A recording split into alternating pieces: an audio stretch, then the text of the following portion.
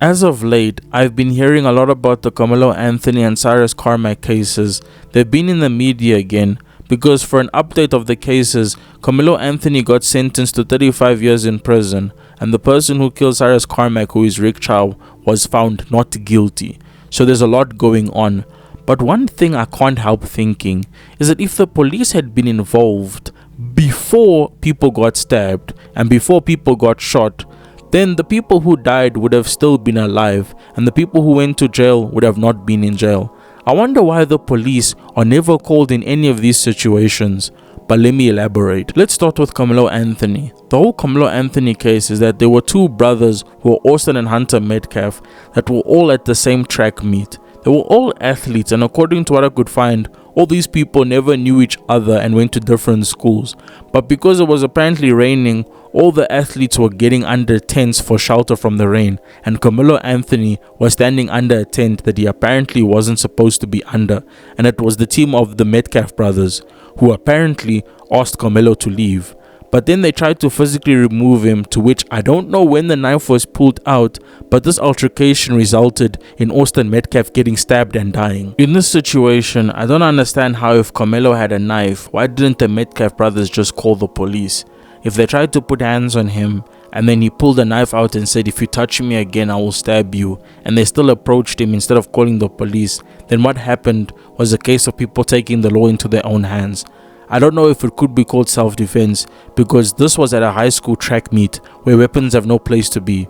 So this is why the self-defense angle doesn't really bear much weight.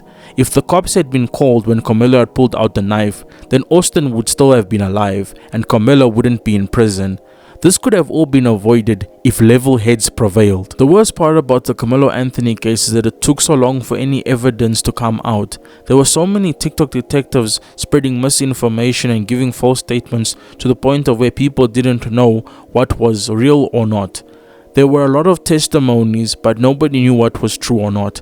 Many people saying this and saying that. You would think that at a big high school track meet that this would have been an open and shut case. But I still feel that the truth never really came out. A lot of people wanted Karmelo Anthony to get off for self-defense, but at the same time, he stabbed someone who later died. So this is a lose-lose situation. Now let's talk about Cyrus Carmack. With Cyrus Carmack, he was suspected of stealing bottles of water.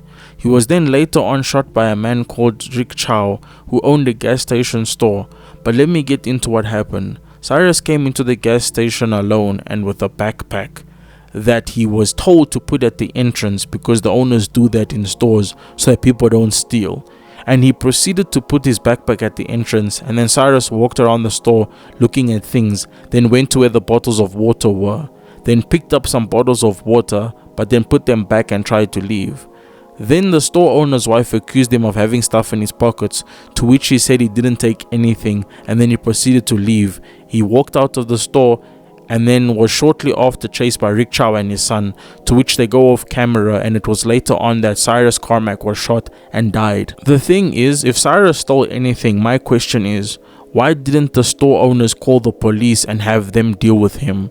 But instead, they chased him with a gun in hand when they had no knowledge of whether Cyrus had a gun or not, and shot him without having any evidence of a gun or any of the stuff that they claimed he stole. Rick Chow and his son claimed that Cyrus pointed a gun at them, but yet the evidence shows that Cyrus got shot in the back. So how can Cyrus have pointed a gun at them but got shot in the back? There's so many inconsistencies with this case, it's really sad. I never understand why any of these people never called the police.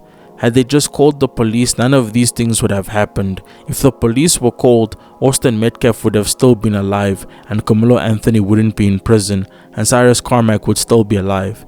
This is why taking the law into your own hands is never a good thing. People need to know their rights and should practice calling the police. This is the worst result of people taking the law into their own hands, and right now there has been some updates to both cases. The father of Austin Metcalf had a racist crash out on a live stream, and Karmelo Anthony got 35 years in prison, and Rick Chow was found not guilty. So there really are no winners here, and you can imagine this could have all been avoided if people chose not to take the law into their own hands. Goodbye.